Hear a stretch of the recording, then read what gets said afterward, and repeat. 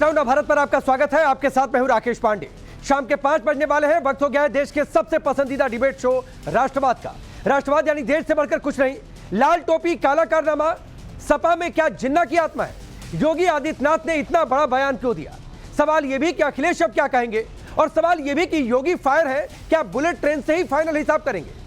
CM योगी ने प्रण किया है कि वो ना तो यूपी में अपराधियों, माफियाओं और महिलाओं से छेड़छाड़ करने वाले को छोड़ने वाले हैं, और ना ही तुष्टीकरण की सियासत को हवा लगाने देंगे। योगी ने पहले कहा कि सपा कांग्रेस में जिन्ना की आत्मा घुस गई है, तो दूसरी ओर आज अपने कार्यक्रम के दौरान सीएम योगी ने सपा पर सबसे बड़ा हमला करते हुए कहा कि इनकी टोपी लाल जरूर है, लेकिन इनके कारनामे काले हैं।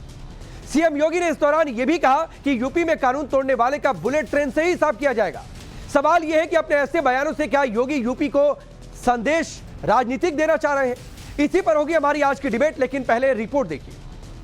बहनों और भाइयों, काले कारनामों से इनका पूरा इतिहास भरा पड़ा है। लाल टोपी है, लेकिन काले कारनामों के लिए लोग जाने जाते हैं। सुना आपने, योगी फायर है, सपा पर हमलावर है। योगी दो टूक कह रहे हैं कि सपा के लोग लाल टोपी पहनते जरूर हैं, लेकिन इनके कारनामे सारे काले होते हैं। योगी कानपुर में थे। डिस्ट्रिक्ट लेवल पर आयोजित रोजगार और लोन मेले को संबोधित कर रहे थे। प्रदेश में उपचुनाव सिर पर है, लिहाजा योगी के टारगेट पर सीधे समाजवादी पार्टी है। योगी ने माइक संभाला तो सपा की पहचान के सहारे उस पर हमला बोल दिया। योगी ने कहा कि सपा गुंडागर्दी और अराजकता की पहचान। ये लाल टोपी पहनते जरूर है, लेकिन इनके कारनामे सारे काले होते हैं। सुनिए। अगर इनके इतिहास के पन्नों को लड़ते हुए आप जाएंगे तो बहनों और भाइयों, काले कारनामों से इनका पूरा इतिहास भरा पड़ा है। लाल टोपी है, लेकिन काले कारनामों के लिए लोग जाने जाते हैं। योगी ने एसपी के काले कारनामों की लिस्ट भी गिनाई। इसके लिए योगी पहले लखनऊ, फिर अयोध्या और फिर कन्नौज तक गए। योगी फायरिंग मूड में थे, लिहाजा ऐलान कर दिया कि हिसाब सद्भावना ट्रेन से नहीं, बल्कि बुलेट ट्रेन से होगा। आपने भी इसके चरित्र को देखा है। अयोध्या के अंदर कैसे समाजवादी पार्टी का एक नेता वहां पर एक निषाद बेटी के इज्जत के साथ खिलवाड़ करता है। बेटी अपने पिता के साथ मोटरसाइकिल से चल रही है, अचानक बरसात होती है, पानी भरता है, और इनके गुंडे सड़क पर किस तरीके से इस बेटी को गिराने का कार्य करते हैं। और भाइयों, इनका तीसरा मॉडल देखना है तो कन्नौज में देखिए। ये नवाब ब्रांड कांग्रेस, इसी समाजवादी पार्टी की पहचान है। ये समाजवादी पार्टी की पहचान है।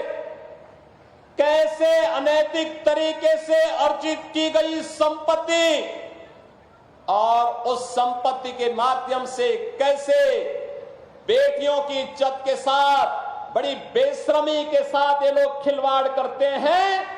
ये तीसरा दृश्य आपने कन्नौज का देखा है। और तभी मैंने कहा था, जब इनके एक नेता ने सदन में कहा कि सद्भावना ट्रेन चलानी चाहिए, हमने कहा सद्भावना ट्रेन इनके लिए नहीं, इनके लिए बुलेट ट्रेन चलेगी, बुलेट ट्रेन। इससे पहले योगी कल अलीगढ़ में थे। वहां उन्होंने सपा की उस नब्ज पर हाथ रखा जो उसकी कमजोरी मानी जाती है। सपा के साथ योगी ने कांग्रेस को भी टारगेट पर लिया। योगी ने कहा कि समाजवादी पार्टी हो या कांग्रेस, इनके अंदर लगता है जिन्ना की आत्मा घुस गई है।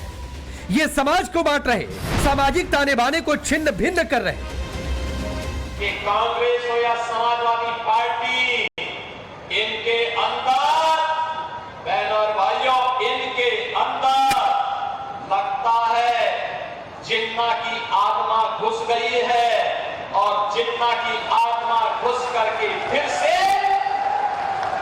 जिन्ना ने देश का विभाजन करने का पाप किया था, और इसीलिए अंतिम समय में घुट घुट करके मरा था। ये लोग वही बात आज ये लोग कर रहे हैं। कई लोग इसके जवाब में कह सकते हैं, अगर कोई कह दे कि इनमें नाथूराम गोडसे की आत्मा घुसी हुई है, जिसने महात्मा गांधी को भी नहीं बख्शा, कैसा लगेगा? जिना देश को बांटने वाला थे, तो जिना की आत्मा तो जो बंटवारे का समर्थन करने वाले हैं उनके लिए हो सकती है। दरअसल योगी का निशाना समाजवादी पार्टी के उस तोहमत पर था जिसमें सपा के नेता योगी सरकार पर बीएलओ पद से यादवों और मुसलमानों को हटाने की बात कर रहे थे। रामगोपाल यादव दावा कर रहे हैं कि योगी सरकार उपचुनाव में धांधली के लिए बीएलओ पद से यादव और मुस्लिमों को हटा रही है। जाति के आधार पर नियुक्तियां हो रही बीजेपी को लाभ पहुंचाने के लिए। यादव और मुसलमानों को हर पद से, यहां तक कि बीएलओ तक नहीं बनाया जा रहा है। अब बने थे उनको हटाया गया, वो सूची हमने दे दी। इससे पहले सपा योगी सरकार पर 8 रेलवे स्टेशनों के नाम बदलने पर भी हमलावर थी। यूपी में 8 स्टेशनों के नाम बदले गए। कासिमपुर हाट अब जायस सिटी के नाम से, जायस रेलवे स्टेशन अब गुरु गोरखनाथ धाम नाम से, मिसरौली को मां कलिकन धाम के नाम से, बनी रेलवे स्टेशन को स्वामी परमहंस के नाम से, निहालगढ़ को महाराजा बिजली पासी के नाम से, अकबरगंज को मां अहोरमा भवानी धाम के नाम से, वारिसगंज को उमर शहीद भाले सुल्तान के नाम से, फुर्सतगंज को तपेश्वर नाथ धाम के नाम से जाना जाएगा। सपा को रेलवे स्टेशन के नामों में परिवर्तन अखर गया था, उसने इस पर भी तंज कसा था। कोई भी आम नागरिक, राजनीतिक कार्यकर्ता हो, पत्रकार हो, रिजर्वेशन लखनऊ से दिल्ली लेके दिखा दे कल की डेट में। प्रीमियम के नाम पे 400 रुपए प्लस दीजिए, आपका कंफर्मेशन हो जाएगा। किसी दलाल को दीजिए, टिकट कंफर्म हो जाएगा। तो जिस तरह से महंगे टिकट्स हो रहे हैं, प्लेटफॉर्म के टिकट महंगे हैं, हमारा रेलवे स्टेशन बहुत बर्बाद है। जायस जिनके नाम से वो स्टेशन था, मलिक मोहम्मद जायसी का नाम हटा के आपने बाबा गोरखनाथ का कर दिया। बाबा गोरखनाथ के नाम पे तो और कुछ बड़ा होना चाहिए, लेकिन मलिक मोहम्मद जायसी जैसे लोग, जो हमारी भारत की आत्मा का विचार है, इसको इमीडिएट विड्रॉ करना चाहिए। यूपी में जहां एक तरफ समाजवादी पार्टी और कांग्रेस योगी को घेरने के लिए मुद्दे तलाश रहे हैं, वहीं दूसरी तरफ योगी ने साफ कर दिया है कि उनके लिए यूपी में बहनों की सुरक्षा और गुंडा राज को खत्म करना पहली प्राथमिकता है। योगी के बयानों से साफ है कि वो हिंदुओं को बांटने वाली चाल को तो नाकाम करेंगे ही, यूपी को मॉडल स्टेट भी बनाने के लिए प्रतिबद्ध है और इसके लिए उनकी प्राथमिकता में सबसे ऊपर गुंडागर्दी और माफिया राज को खत्म करना है। योगी का मैसेज लाउड एंड क्लियर है, समाज के दुश्मनों का हिसाब सद्भावना ट्रेन से नहीं, बुलेट ट्रेन से करेंगे। बुलेट ट्रेन चलेगी, bullet train. Bureau report, times now Bharat. तो चलिए ये रिपोर्ट आपने देखी, आपका परिचय आज के मेहमानों से करवाता हूं। हमारे साथ प्रदीप भंडारी हैं, भारतीय जनता पार्टी के नेता और प्रवक्ता। अवधेश जी वरिष्ठ पत्रकार स्टूडियो में मौजूद हैं। दीपक रंजन जी समाजवादी पार्टी के नेता और प्रवक्ता। जगदीश शर्मा जी कांग्रेस पार्टी के नेता। दानिश कुरैशी हैं एमआईएम पार्टी के नेता और प्रवक्ता। आप सभी का बहुत बहुत स्वागत है। मैं शुरुआत दीपक रंजन आपसे करता हूं और पहला सवाल यह है कि आज तो पहचान को लेकर हमला हुआ है। आप लोग लाल टोपी पहनते हैं लेकिन कारनामे काले और बाकायदा हिस्ट्री शीट गिरा दी योगी आदित्यनाथ ने। देखिए, अब योगी जी को लाल रंग से भी परहेज हो गया। अभी योगी जी कह रहे थे, जिन्ना को लेकर के भी उन्होंने कुछ वक्तव्य दिया था, कुछ बयान दिया था राकेश जी। मैं उनसे कहना चाहता हूं कि बतौलेबाजी बंद करें। उत्तर प्रदेश की जनता ने उनको काम करने के लिए चुना है, उत्तर प्रदेश की महान जनता के लिए काम करें। और अगर किसके अंदर जिन्ना की आत्मा समाहित है और किसके अंदर जिन्ना की आत्मा आ गई है, ये अपने आदरणीय लाल कृष्ण आडवाणी जी से पूछे कि 2005 में क्या कर रहे उनके कब्र में गए थे, आत्मा वापस करने गए थे या अपना आत्मा अपने अंदर समाजित करने के लिए गए थे। तो ये बात उनसे करनी चाहिए। ये इस तरीके का बयानबाजी करके, नाम बदल करके, अच्छा ठीक है आप नाम बदल दिया आपने, अच्छी बात है आप नाम बदल दिया, लेकिन स्टेशनों के हालात कब बदलेंगे, ट्रेनें टाइम पे कब आएंगी, लोगों को सुविधाएं कब मिलेंगी, बोगियां कब ठीक होंगी, ट्रेन टाइम पे कब पहुंचेगा। नहीं दीपक रंजन, आपको बहुत जल्दबाजी है सारे टॉपिक एक साथ समेट लेने की। मैं जिन्ना वाले पर आना चाह रहा था, रेलवे स्टेशन नाम बदलने पर आप लोगों को बौखलाहट है, उस पर भी आ जाता, लेकिन आपने सोचा कि शुरुआत में एक बार सबको शामिल कर लेते हैं, मौका मिलेगा सर, इसलिए एक एक करके आगे बढ़ते हैं। लाल टोपी काले कारनामे, लाल रंग से भेद नहीं है, ना लाल रंग से परहेज की बात उन्होंने कही। उन्होंने कहा कि ये पहनते लाल टोपी है, कारनामे काले हैं। अयोध्या में किसका साथ दे रहे हैं? बेटी के साथ दुष्कर्म हो गया, उसके साथ खड़े दिखाई दिए। कन्नौज में वही हाल है, महिला दुष्कर्म की बात आती है तो सबसे ज्यादा सपा के लोग शामिल होते हैं। इस पर आपका जवाब मांगा था सर, रिपोर्ट चली, उस पर आपका एक स्टेटमेंट नहीं मांगा था कि आपने सब टॉपिक को एक साथ समेट लिया। बौखलाहट में आप नजर आ रहे हो, बहुत ज्यादा नहीं, मैं कहा बौखलाहट में आ रहा हूं। लग रहा है राकेश अब भाई, मैंने आपको कह दिया कि एक साथ टॉपिक मत समेटिए, अलग अलग टॉपिक पर अलग अलग बात कर लूंगा, तो आप मेरे पर हमलावर हो रहे हैं, ऐसे थोड़ी नहीं होता है। अरे आप मेरे ऊपर होगे तो मैं आपको बख्शूंगा क्या? बौखलाहट का नजर आ रहा हूं।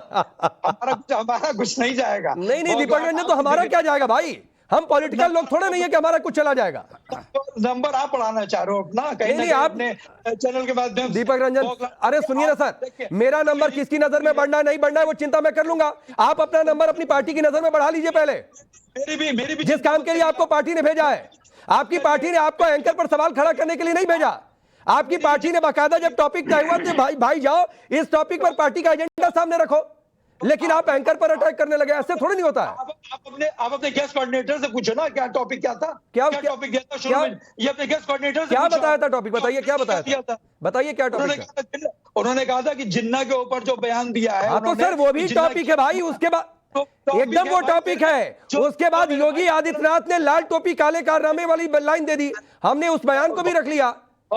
राकेश भाई बौखलाहट नजर आ रही है आपके, आज आप बौखला नजर आ रहे हैं कुछ, ऐसा क्यों है नहीं समझ में आ रहा है, ऐसा क्यों? आप इतने प्रदीप भंडारी, ठीक है, प्रदीप भंडारी, बड़ी जल्दबाजी है दीपक रंजन को। एक रिपोर्ट दिखाई 6-7 मिनट की, उन्होंने सोचा कि अगले 3 मिनट में सबको समेट ले, एक बारी से नहीं जा पा रहे हैं दीपक रंजन। आज आप बहुत बौखलाए हुए नजर आ रहे हो, पता नहीं क्या बात। आऊंगा दीपक, आऊंगा।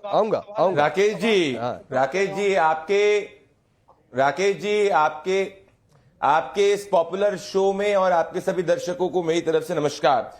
दीपक जी राकेश जी मैं बताना चाहता हूं कि क्या है ये काले कारनामे। ये फोटो देखिए उस आदमी की है जिसका नाम है मोहित खान।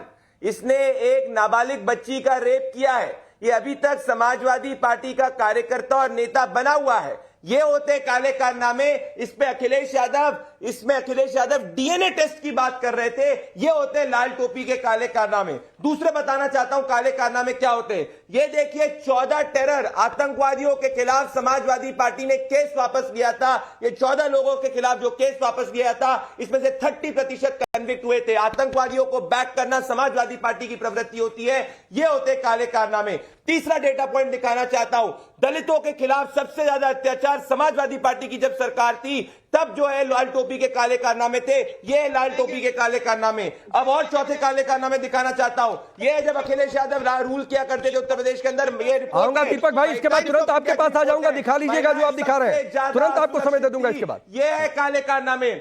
और ये चौथा काले कारनामे बताना चाहता हूं। ये देखिए अखिलेश यादव का जब शासन था, ये टाइम्स ऑफ इंडिया की एक और रिपोर्ट है, टाइम्स ऑफ इंडिया की रिपोर्ट कोट कर रहा हूं, 45 दिन में 699 हत्याएं हुई थी। ये काले कारनामे। तो लाल टोपी के काले कारनामे होते हैं दलितों का उत्पीड़न, लाल टोपी के काले कारनामे होते हैं कि एक रेपिस्ट के साथ खड़े होना और एक नाबालिग का डीएनए टेस्ट कराने की बात करना। और इसी की बात योगी आदित्यनाथ जी कह रहे थे। ठीक है, प्रदीप भंडारी कुछ दिखाना चाह रहे हैं दीपक रंजन, आपको दिखाइए जरा उनको। इसके बारे में क्या कहेंगे? भाजपा का झंडा पहने, भाजपा की टोपी लगा करके और लूट रहे हैं, दुकान को लूट रहे हैं, इसके बारे में भी कुछ बताएंगे आदरणीय प्रदीप भंडारी जी? कुछ बताएंगे? और कन्नौज वाले मामले में समाजवादी पार्टी का कोई लेना देना नहीं, नवाब यादव से कोई लेना देना नहीं, इस पर भी कुछ प्रकाश डालिए। अरे आपने यादव जी, आपके नेता यादव, ये नवाब सिंह, टाइम्स ऑफ इंडिया की रिपोर्ट, ये टाइम्स ऑफ इंडिया की क्या कर रहे हैं ये भी देखो। समाजवादी पार्टी का नेता नवाब सिंह यादव अरेस्ट हुआ है एक महिला, एक नाबालिग के रेप करने के लिए। बाद में आपने किनारा कर दिया। मोहित खान आपका नेता है, भी नेता है। और जिस पिक्चर को आप दिखा रहे, बताइए कि कार्रवाई हुई नहीं हुई, कौन सा व्यक्ति है इसके खिलाफ कार्रवाई नहीं हुई? आप बताइए। मोहित खान को अभी तक अपनी पार्टी से क्यों नहीं हटाया? एक नाबालिग बच्ची का रेप करने वाले व्यक्ति के साथ आपकी पार्टी क्यों खड़ी हुई? अरे मेरे भाई, इस पर भी कुछ प्रकाश डाल दो। ये टाइप नहीं, आप तो खड़े होंगे रेपिस्टों के साथ। अच्छा ठीक है, ये दिखाने वाला कार्यक्रम आगे चलता रहेगा। एक प्रदीप भंडारी और जवाब दे दीजिए ताकि मैं आगे बढ़ जाऊं, चूंकि जिन्ना वाली बात उन्होंने पहले ही घुसा दी, मैं उसको लाना चाहता था डिबेट के दूसरे हिस्से में, तो उस पर भी जवाब दे लीजिए कि आडवाणी का जिक्र कर रहे हैं, क्या करने गए थे, आत्मा निकालने, बसाने, पता नहीं क्या है, एक बार आप जवाब दे दीजिए उस पर। देखिए उस पे ऑलरेडी पार्टी ने अपना स्टैंड पास्ट में क्लियर कर दिया है, पर मैं बताना चाहता हूं, इस सोच को बताना चाहता हूं। जिन्ना वाली सोच है विभाजनकारी सोच। जिन्ना वाली सोच होती है कि आपस में एक समाज को लड़ाना। जिन्ना वाली सोच होती है कि जब आपके पास सरकार रहे तो दलितों के खिलाफ केसेस बढ़े। जिन्ना वाली सोच होती है कि जब आपकी सरकार रहे तो आतंकवादियों को आप छोड़े। जिन्ना वाली सोच होती है कि इस तरीके से दलित बेटी का रेप करने वाले व्यक्ति के साथ नहीं करते, खिलाफ नहीं खड़े होना पर उसके साथ में खड़े होना।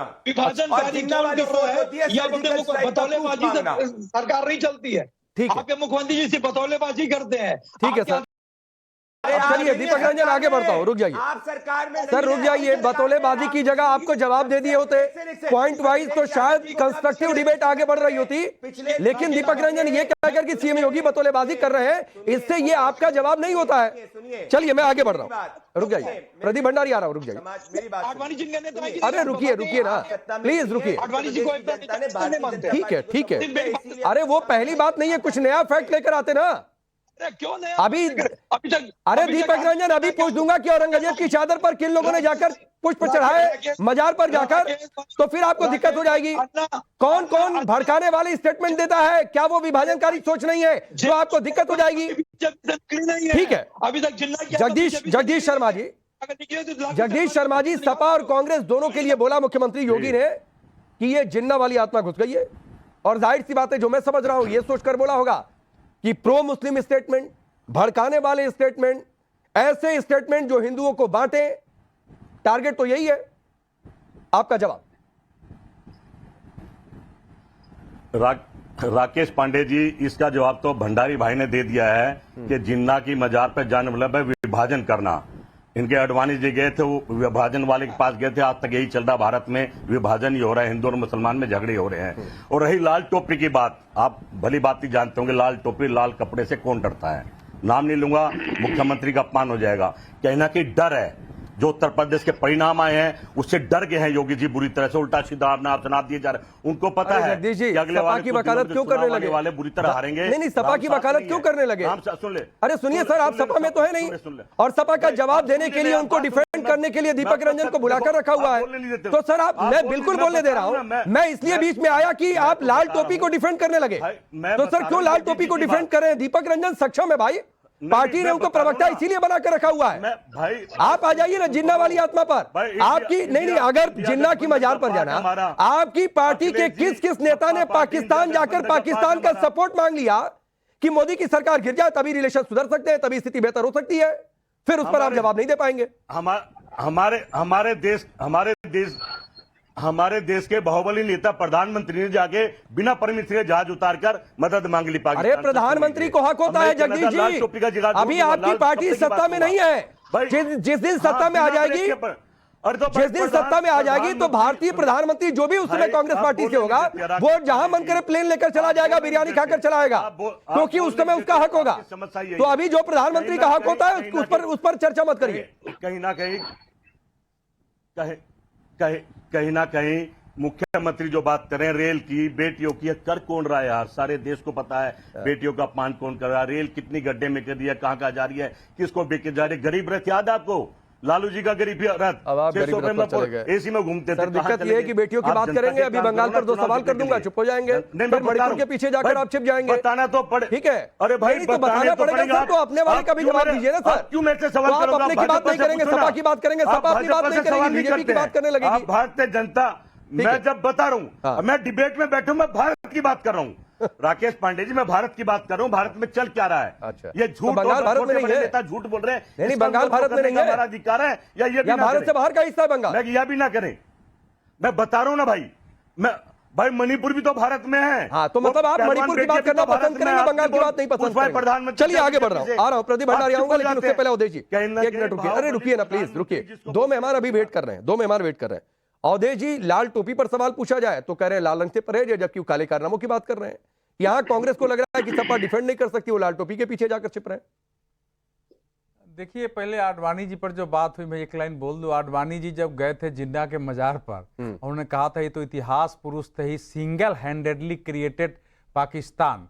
तो उस समय की बीजेपी वही बीजेपी हो रही थी। 2004 में जनता ने नकार दिया था और भारतीय जनता पार्टी बजाबता उस सारे नेता उनके विरुद्ध गए, उनको अध्यक्ष से त्यागपत्र देना पड़ा और पार्टी दुर्दशा का शिकार हुई। 2009 में वो आए भी तो पार्टी को सीटें कितनी आई थी? पहले उस समय 136 थी और दोबारा 116 आ गई। तो वो तो इसीलिए आडवाणी जी उसके बाद कहां है। तो दूसरी बात कि मैं एक चीज याद दिला रहा हूं और बोलूंगा तो कोई सनसनाए नहीं, आपके यहां 1 मिनट में वीडियो निकल सकता है। 31 अक्टूबर 2021 को हरदोई में भाषण देते हुए अखिलेश यादव जी ने, आपको अगर याद होगा तो शायद उस पर डिबेट भी हुआ था, कहा था कि सरदार पटेल जी, नेहरू जी और जिन्ना जी तीनों एक ही संस्थान में लंदन में पढ़े, तीनों वहीं से बैरिस्ट्री लिया, तीनों ने हमको आजादी दिलाई। और उस बयान पर इतना हंगामा हुआ कि जो असदुद्दीन ओवैसी साहब है, उन्होंने कहा कि लगता है उनके सलाहकार आजकल कुछ गलत लोग आ गए हैं, इस समय भारत का मुसलमान जिन्ना के नाम पर वोट नहीं देगा। अखिलेश यादव जिन्ना की प्रशंसा कर चुके हैं, यह जिन्ना की आत्मा घोषणा, और अखिलेश यादव ने कोई खंडन नहीं किया, एक मुस्लिम वोट की था इसलिए वो खंडन नहीं किया। तो इसलिए कोई योगी जी को पता नहीं ध्यान नहीं है, लेकिन आजकल वो फॉर्म में है और अपने फॉर्म अपने तरीके से बात कर रहे हैं। अब नहीं, मैं आपकी इस बात में ऐड कर देता हूं, फिर उसके बाद जगदीश जी जवाब देंगे। आपने एक अखिलेश यादव का स्टेटमेंट याद दिलाया, और जगदीश जी एक बात है कि सर मैं बहुत तैयारी करके बैठता हूं तो मेरे सामने तैयारी करके आया करिए, वरना अब जो आपको कोट करूंगा आपको समझ में आएगा कि आप क्या बोल रहे थे और क्या आपको बोलना चाहिए था। एक अखिलेश यादव का स्टेटमेंट कोट किया दीपक रंजन, इस पर भी आप जवाब दीजिएगा। 25 नवंबर 2021 आपके नेता अजीज कुरैशी, उन्होंने क्या कहा था? जिन्ना सबसे बड़े देशभक्त थे, अलीगढ़ मुस्लिम यूनिवर्सिटी में और बड़ी तस्वीर लगनी चाहिए। अब सुनिए 28 मई 2022, डेट भी कोट करके बता रहा हूं। सज्जन सिंह वर्मा मध्य प्रदेश कांग्रेस के नेता, शायद सरकार में मंत्री भी रहे, जिन्ना को साहब कहा, नेहरू पटेल और जिन्ना ने आजादी दिलाई। 2 जून 2022 यही सज्जन सिंह वर्मा फिर बोल रहे हैं कि जिन्ना तो बहुत बड़े स्वतंत्रता संग्राम सेनानी थे। अब बोलिए जगदीश शर्मा। तो वो देंगे जिन्होंने कहा मैंने उसको कहानी। अरे क्यों? आप तैयारी तो आडवाणी गए, बीजेपी की पूरी बीजेपी तो चली नहीं गई। आपको तो नंबर बनाने हमने नहीं तो आडवाणी चले गए ना अकेले, पूरी बीजेपी तो चली नहीं गई। तो बता रहे हैं आप अपना नंबर बनाइए सर, मेरे नंबर की चिंता मत करिए। मेरा नंबर देश की जनता की नजर में होता है और मैं पूरी तैयारी के साथ आता हूं सच दिखाने के लिए सबका। नहीं सिर्फ आपका नंबर आपके चैनल और मोदी को खुश करने में लगाते हैं सुबह शाम तम। वो आप करते रहिए, मुझे कोई फर्क नहीं पड़ता है। आपके इन टैगिंग को मैं ऐसे झाड़ देता हूं जगदीश शर्मा, जो सवाल पूछा उसका जवाब दीजिए। हमें नहीं पड़ता है आपको, आपके चैनल को और आपको देश समझ चुका है, झूठ बोलने से काम नहीं चलेगा। हम तो मुद्दों की राजनीति पर बात करते हैं। आप आज देखिए ना, गारंटी की बात करिए, क्या हालात देश के, उस पर बिल्कुल नहीं बोलेंगे ना डिबेट करेंगे। आप फिर कल कोई नया हिंदू मुसलमान लेके आएंगे। जब चुनाव, पिछली हर डिबेट आपकी हिंदू मुसलमान पे है राकेश भाई, पिछली हर डिबेट आपकी हिंदू मुसलमान पे है, उठा के देख लीजिए। कौन से हिंदू मुसलमान की चर्चा हो रही है? रोजगार पर, नौकरी, मतलब आप जिन्ना की तारीफ कर दे तो ठीक है, मैं सवाल पूछ गया तो हिंदू मुसलमान करने लगा। हिंदू मुसलमान मैं सुनाऊं? ये जो नहीं, अरे तो सर अच्छा चलिए ठीक है, सैफरन टेररिज्म का वर्ड किसने दिया था? आपकी पार्टी जब सत्ता में थी तब के गृह मंत्री ने कहा था। आप कह रहे हैं कि हिंदू मुसलमान मैं कर रहा हूं। सर आप लोग हिंदू मुसलमान कर रहे हैं, मैं बताना, और वो भी तब जब आप सत्ता में थे तब आप लोगों ने किया। आप कर रहे हैं और भारतीय जनता पार्टी कर रही है। ये डिबेट ही आपकी हिंदू मुसलमान पे होती है। हम तो बैठ जाता है डिबेट में, चलो कुछ ज्ञान दे दें, आपको बता दें कि देश हिंदू मुसलमान से नहीं चलेगा। उत्तर प्रदेश की जनता ने पलट के मारा हिंदू और मुसलमान दोनों समझ गए हैं। ये जो मैंने बहुत डेट कोट किया ये भाजपा कि कांग्रेस के इन नेताओं ने जिन्ना को लेकर क्या कहा, तो आप गारंटी की बात करने लगे। अरे चुनाव बीत गया भाई, गारंटियों वाले मुद्दों पर चुनाव लड़ा जो आप लोगों ने।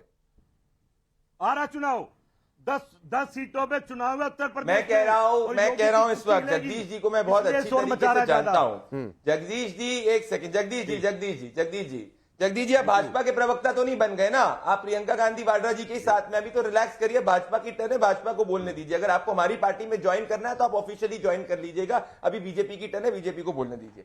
मैं कहना चाह रहा हूं, सीधी बात है, इन्होंने बोला बिरयानी की, हाँ वो बिरयानी खाने के बाद हमने सर्जिकल स्ट्राइक की। हमने कांग्रेस पार्टी जैसे डोजियर 26/11 में नहीं खेला, हमने पाकिस्तान के आतंकवादियों को गार्लैंड नहीं किया। हाँ हमने सर्जिकल स्ट्राइक की, हम राष्ट्रवादी हैं। अब मैं बात करना चाहता हूं जिसकी बात अकेले ये अवधेश जी ने करी, Kerala times of India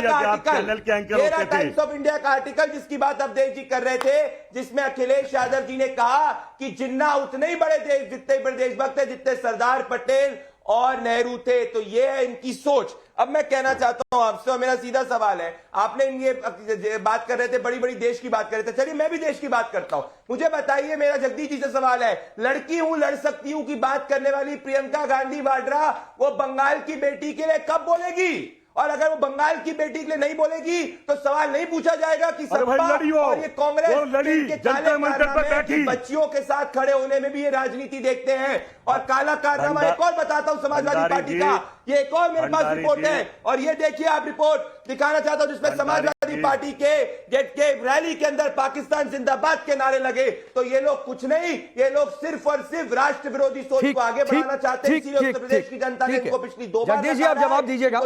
Danish इंतजार कर रहे हैं, रुक जाइए, दानिश इंतजार कर रहे हैं, अभी तक मैं उनके पास नहीं गया हूं, रुक जाइए, रुकिए आ जाऊंगा। अच्छा चलिए जवाब दे लीजिए, फिर दानिश के पास बोलिए, जल्दी बोलिए, बोलिए। आऊंगा दीपक भाई आपके पास। सबसे पहले तो आपको बधाई, मैंने आपको पहचाना, एक चैनल के एंकर थे आप, बधाई आपको। और प्रियंका गांधी अपने बच्चों के लिए, अपनी बहनों के लिए, बेटियों के लिए लड़ी, जंतर मंतर पर बैठी रही, शायद आपने नहीं देखा। आडवाणी जिन्ना को धर्मनिरपेक्ष चलने वाले वो हमको पढ़ाएंगे, वो हमको समझाएंगे। नहीं एक चीज लेकिन बताइए, बंगाल मसले को लेकर प्रियंका गांधी कब जंतर मंतर पर बैठ गए? जगदीश भाई, और भाई मैं बता रहा हूँ ना, बेटियों की बात करें, लड़ती हूँ, लड़ सकती हूँ। तो बंगाल की बेटियां नहीं है क्या? सेंगर के खिलाफ लड़ी। अरे बंगाल की वो बेटी नहीं थी क्या? आज से बंगाल पर सवाल पूछा, आप कह रहे प्रियंका गांधी जंतर मंतर पर बैठ गई। मैंने सोचने लगा कि मैं तो इतना अपडेट रहता हूँ। चलिए हो गया। अब दानिश भाई के पास जा रहा हूँ। अरे रुक जाइए, थोड़ा दानिश कुरैशी से सीखिए, बड़े धैर्य से अपनी बारी का इंतजार कर रहे हैं। माफी के साथ दानिश भाई, थोड़ा सा देर से आपसे आ रहा है। आप देश में मुसलमानों की बात करिए, ठीक है, आप उनके मुद्दे उठाइए, ठीक है, लेकिन औरंगजेब के साथ, जिन्ना के साथ खुद को खड़ा दिखा देंगे तो आप बड़े मुसलमानों के हितैषी बन जाएंगे क्या? सेटिस्फाई होता है क्या वोट बैंक? देखिए एक बात मैं आपको बता दूं, जिन्ना से जिसको वफादारी हो वो जाके अपनी वफादारी अपने पास रखे। लेकिन अगर औरंगजेब की आप बात कर रहे हैं तो औरंगजेब की पूरी धरोहर सरकार के पास ESI में पड़ी है, पहले वो उसको खारिज कर ले, उसके बाद दूसरे लोगों से बात करें।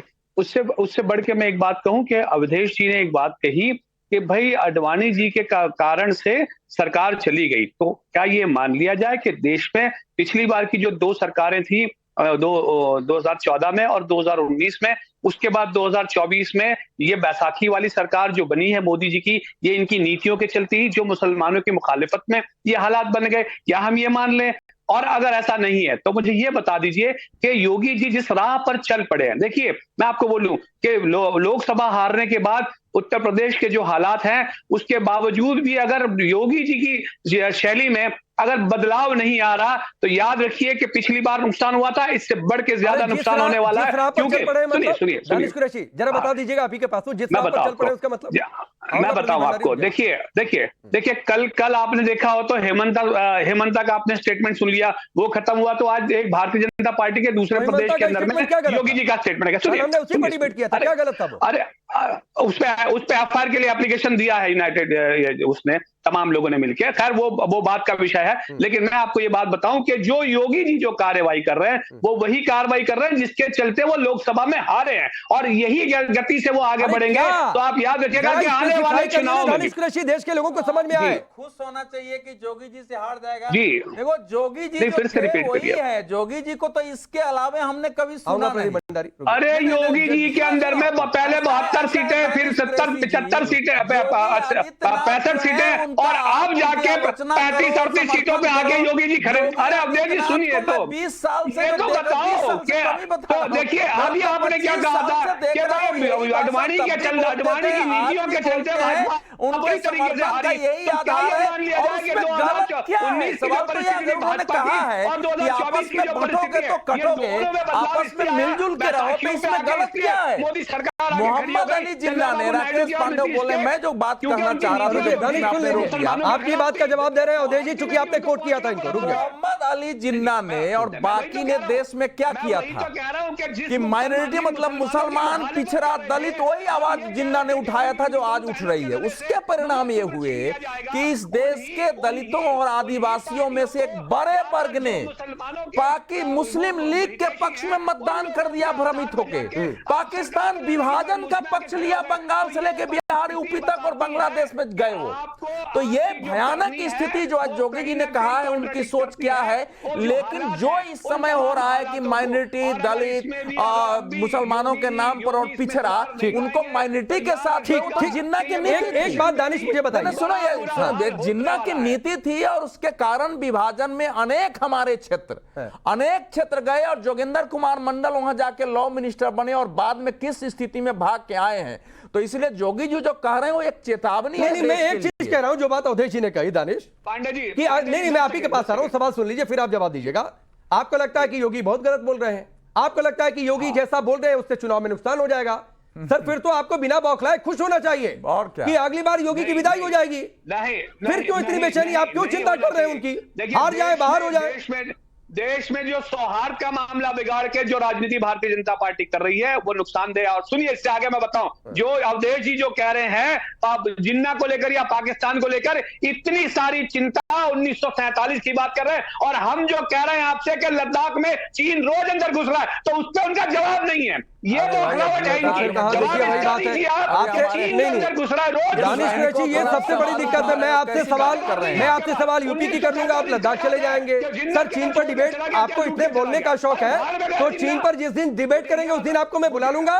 ये आपको प्रॉमिस करता हूं, आप अपने मन की पूरी भड़ास निकाल लीजिएगा। अरे मोदी जी पार्लियामेंट में डिबेट नहीं कर रहे तो आप यहाँ डिबेट क्या करेंगे? नहीं सर, मेरी चिंता छोड़िए ना। सबको यही शौक लग जाता है कि चैनल हम चलाएं, तो ये शौक मत पाला करिए भाई।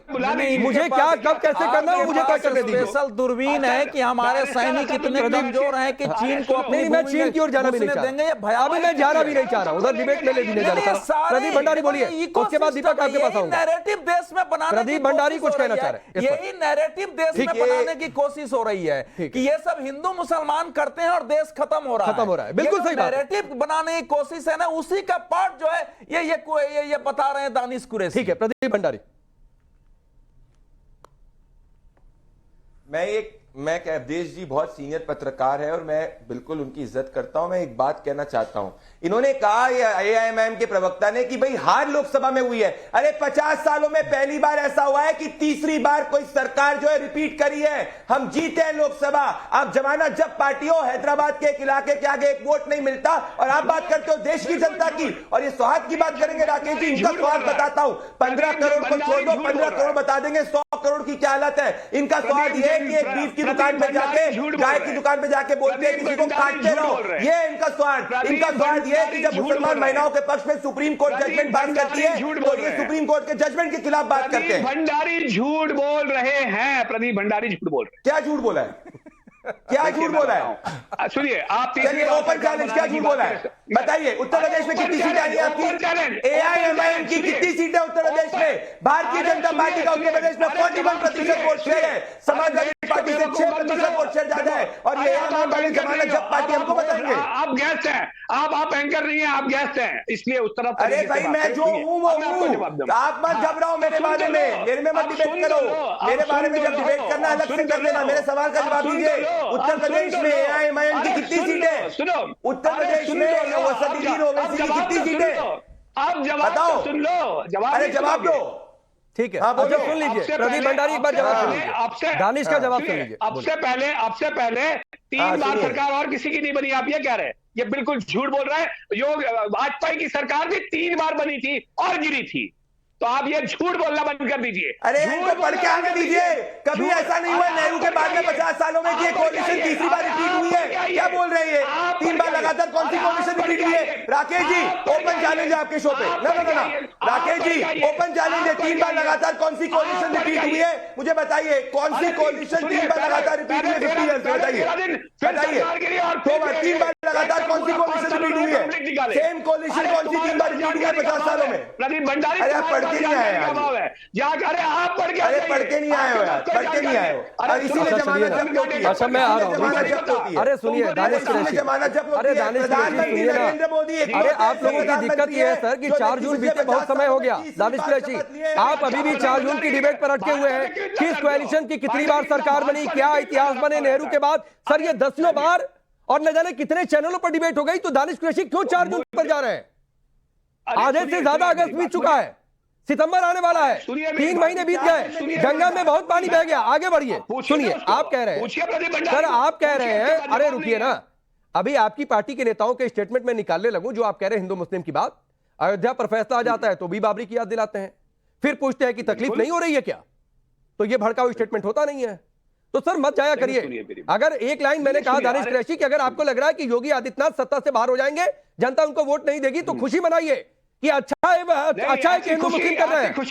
ऐसी खुशी जो देश को नुकसान करे, ऐसी खुशी मुझे लगता है तो उससे बहुत सौहार्द बनता था क्या, जो बार बार बाबरी की याद दिला रहे थे, भड़का रहे थे मुसलमानों को, तो तब हिंदू मुस्लिम नहीं हो रहा था। सुनिए, अरे बिल्कुल, देश का प्रधानमंत्री पद पर बैठे नरेंद्र मोदी ये कह रहे हैं कि मंगलसूत्र छीन जाएंगे, ये भाषा का इस्तेमाल हो रहा था, ये भाषा का स्तर था। अरे मंगलसूत्र पर क्यों चलेंगे भाई, मंगलसूत्र तो आप क्या, अरे सुनिए ना, चलिए मैं आगे बढ़ रहा हूँ, मैं नई डिबेट को ले जाना चाहता हूँ कि मंगलसूत्र किस धर्म में पहना जाता है, किस धर्म का हिस्सा है। सर आप अपनी चिंता कर लीजिए। दानिश कुरैशी कहाँ जा रहे हो? दीपक रंजन रुकिए, अरे रुक जाइए ना भाई, फिर आप मैं वही कह रहा हूँ सर, 3 महीने पीछे मत लेकर जाइए, 3 महीने आगे आ चुका है देश, आप फिर उसी डिबेट पर लेकर जाना चाहते हैं। मंगलसूत्र बाकी सारी चीजों पर बहुत डिबेट हो गई है। दीपक रंजन रुकिए भाई, अरे रुकिए ना दीपक रंजन, अरे रुकिए भाई, पांडे जबरदस्त बात करते पांडे, अरे रुकिए, कौन जबरदस्त कर रहा नहीं कर रहा है, क्यों चिंता कर रहे हैं, छोड़िए। दीपक 1947 याद है आपको? 3 महीने याद नहीं है? नहीं मुझे बहुत कुछ याद है, मुझे बहुत कुछ याद है दानिश कुरैशी, मुझे बहुत कुछ याद है। दीपक रंजन बोलिए, आप इशारा कर रहे थे बहुत देर से। अरे रुकिए भाई रुकिए, हाँ ठीक है देखिए राकेश भाई, जो व्यक्ति जिन्ना के कब्र पे जाकर के फातिहा पढ़ता है, उनको धर्मनिरपेक्ष रहने का काम करता है, वो उससे भारतीय जनता पार्टी के बहुत बड़े संवैधानिक पद पे थे, वो भारतीय जनता पार्टी के राष्ट्रीय अध्यक्ष थे, और भारतीय जनता पार्टी उनको क्या करती है, उनको भारत रत्न देने का काम करती है। अगर उनके दिल से या अगर उनकी आत्मा से अगर जिन्ना की आत्मा नहीं निकली, तो मैं तो समझता हूँ कि भारतीय जनता पार्टी को आज बोलते हैं। अवधेश जी ने जो जिक्र किया दीपक रंजन, कि अखिलेश यादव को जिन्ना बहुत बड़े स्वतंत्रता सेनानी लग गए, तब कौन सी आत्मा थी? ऐसी फोटो तो कोई दिखा दो राकेश भाई, ऐसी कोई फोटो तो दिखा दो। अवधेश जी आप ही जवाब दीजिए, अवधेश जी आप ही जवाब दीजिए। ये फोटो नहीं हो, ऐसा है कि ये तो रिकॉर्ड है उस पर। प्रदीप भंडारी आ जाऊंगे इसके बाद। सुनिए 31 अक्टूबर 2021 को हरदोई के सभा में उन्होंने भाषण दिया, बाद में पत्रकारों को बयान दिया, उसका वीडियो हर जगह उपलब्ध है कि अखिलेश जी ने क्या बोला था। मैं दीपक जी तू मैं विश्वास नहीं करता हूँ, अखिलेश जी या समाजवादी पार्टी ने अभी तक नहीं कहा कि वो गलती हो गई है। अखिलेश जी ने बोले पर अड़े रहे, उसके बाद उनकी पार्टी के नेता ने 1 महीने बाद बोला कुरैशी ने, तो सामने है। तो जिन्ना की प्रशंसा तो देश में की। आडवाणी जी तो पाकिस्तान में जाकर के उनके मजार पर जब गए थे, तो मजार पर जाकर उन्होंने कुछ लिख दिया था, जो देश में हंगामा न हुआ, उनको पार्टी के अध्यक्ष पद से जाना पड़ा था। आपके नेता ने देश में बोला था, गलती तो स्वीकार कर लीजिए ना भाई, उस पर बहस करने की बजाय एक बार गलती मान लीजिए कि गलती हो गई थी, तो वो तो मानेंगे नहीं, क्योंकि आपको मुसलमान वोट चाहिए। इसमें मैं क्या कर सकता हूँ? जो कुछ योगी जी ने कहा है वो उसमें एक सच्चाई थी, एक फैक्ट था जो हमने आपके सामने रख दिया। इससे ज्यादा मुझे आपको कुछ नहीं कहना है। अरे आप कुछ कह ही नहीं पाएंगे। जिन्ना को धर्मनिरपेक्ष कहा नहीं आदरणीय आडवाणी जी ने। अरे भाई तो आपको तो बता दिया कि वो तो पाकिस्तान गए थे, उनके मजार पर। अरे सुनिए मैं 1 मिनट आता हूं बीच में। अरे सुनिए ना दीपक रंजन, इतना बढ़िया डेटा चल रहा है, प्रदीप भंडारी ने निकाल लिया, शायद प्रदीप भंडारी वीडियो है कि आपके पास, या मैं सुनवा दूं? ये फोटो का क्या कहेंगे आज आडवाणी इनके? अरे फोटो नहीं, रुक जाइए ना, आपसे एक बात कहिए।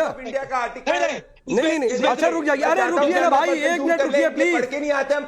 दीपक रंजन 1 मिनट प्लीज, मैं प्ले कर देता हूं सर, रुकिए ना, रुकिए। सुनिए, प्यार दिखा रहे हैं जी, जिन्ना से इतना प्यार दिखा रहे हैं, इस पर क्या कहोगे आप? इतना प्यार दिखा रहे हैं, सबके पास है।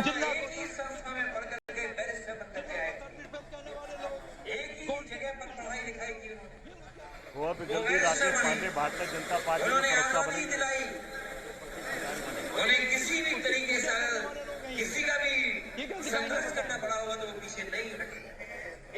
अब सुना आपने? पता नहीं आपको दीपक रंजन सुनाई दिया कि नहीं। आपको एक फ्री की एडवाइस देता हूं सर, अभी 1 मिनट में शो खत्म हो जाएगा, YouTube पर डाल दीजिएगा। अरे सुनिए सर, YouTube पर डाल दीजिएगा कि अखिलेश और जिन्ना, आप जो बयान खोज रहे हैं मिल जाएगा। आप जब तक अपनी बात रख रहे थे, अवधेश जी आपको रिप्लाई कर रहे थे, उतनी देर में मैंने YouTube पर वो स्टेटमेंट निकाल दिया। तरफ है, क्या ही बात करते हैं दीपक रंजन। क्या ही बात करते हैं। जिन्ना स्वतंत्रता आंदोलन में हिस्सा लिए, बैरिस्टर बने, क्या क्या नहीं कहा अखिलेश यादव ने। जो चीजें पब्लिक फोरम पर आ करे सर, उसको डिनाई मत क्या करिए।